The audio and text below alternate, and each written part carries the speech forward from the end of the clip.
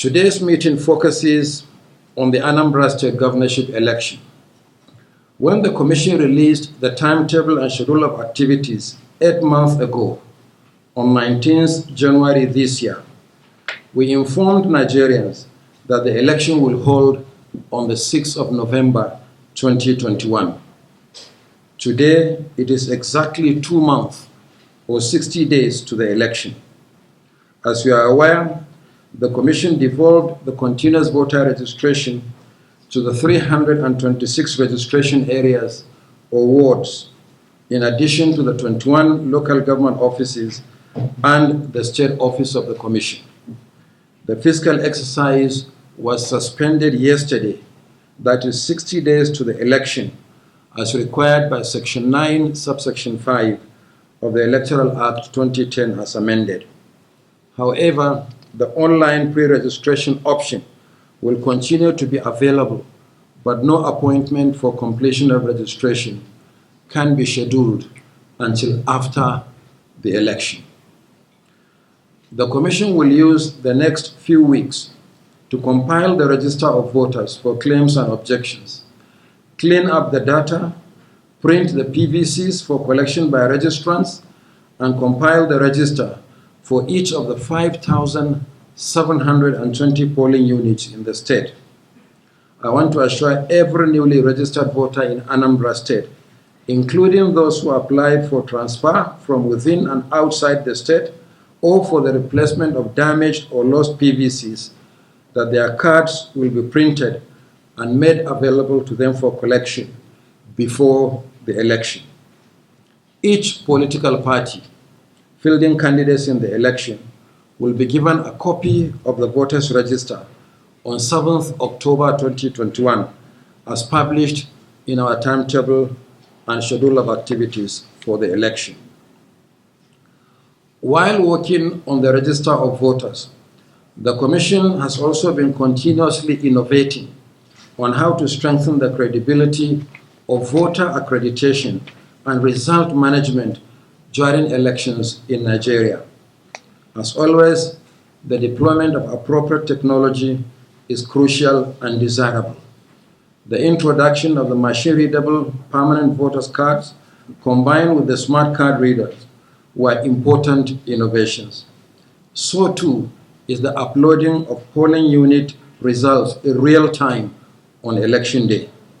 The reality is that technology always advances with the passage of time. Consequently, the Commission must keep pace with the ever-changing world of global information and communication technology. We are at one such crossroad at the moment.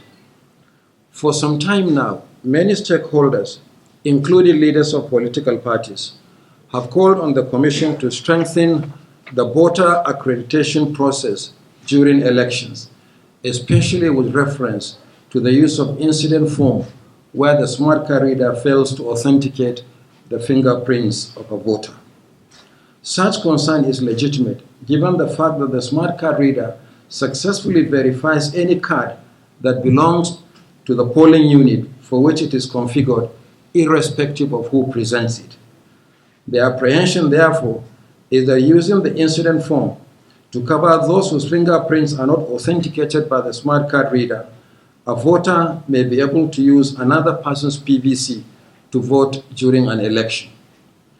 To address this concern, the Commission attempted to introduce the facial biometric authentication during the accreditation of voters using the Z-Pad tablet to complement the fingerprint process through the card reader before the Edo governorship election in September last year.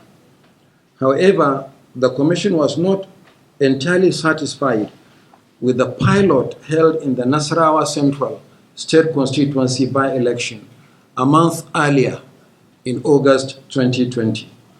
We therefore suspended the idea to enable us to do some more work.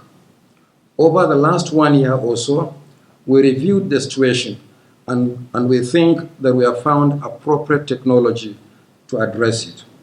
The Z-Pad was therefore only used to upload polling unit level results to the IRF portal during elections. The functionality of the ZPAD has now been integrated into the IVED currently used for voter registration. On election day, the same device will be used for bimodal voter accreditation as the bimodal voter accreditation system, BVAS, for fingerprint identification during accreditation, and where it fails, for facial authentication. We believe that this multi-layer process will eliminate the process of voting by identity theft using another person's PVC. Where the voter fails the fingerprint and facial authentication, he or she will not be allowed to vote. In other words, going forward, no electronic authentication, no voting. We are convinced that the new machine is robust enough to further guarantee the credibility of voter authentication and transparent management of election results during elections. Accordingly, the Commission intends to carry out a pilot exercise using the new device in Delta State during the Isoko South 1 State Constituency by-election holding this weekend, Saturday, 11th September 2021. The biometric voter accreditation system will now perform the functions of both the smart card reader and the ZPAD in the by-election. Thereafter, it will be deployed to the Anambra State governorship election in November. There will be a presentation on the new device and a practical demonstration of its functions to chairmen and leaders of political parties at this meeting. I cannot conclude my remarks without touching on the issue of litigation, particularly the conflicting orders emanating from courts of coordinate jurisdiction. I am aware that some of the cases are still in court and therefore sub judice. I must say that some of the decided cases are making our work difficult, and we have been crying out loud for a long time.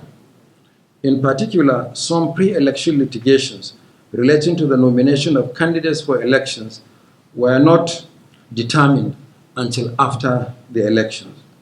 Consequently, in some instances, political parties were declared winners without candidates to immediately receive the certificates of return on account of protracted and conflicting litigations where courts, rather than votes, determined winners of election. This situation is compounded by cases on leadership of political parties, therefore making the exercise of our regulatory responsibilities difficult. It appears that in a number of electoral cases in Nigeria today, the settled law is now unsettled, and the time-honored principle of stare decisis does not seem to matter any longer. What is most disconcerting for us is that the more INEC strives to improve the credibility and transparency of our electoral process, the more extraneous obstacles are put in our way through litigations. However, the Commission appreciates the recent statement by His Lordship, the Chief Justice of Nigeria, as well as the strongly worded concern by the Nigerian Bar Association. We will work with both the bar and the bench to defend the electoral process in the best interest of our democracy. By the same token, chairmen and leaders of political parties have a role to play. I want to remind you that INEC is both an umpire and a regulator.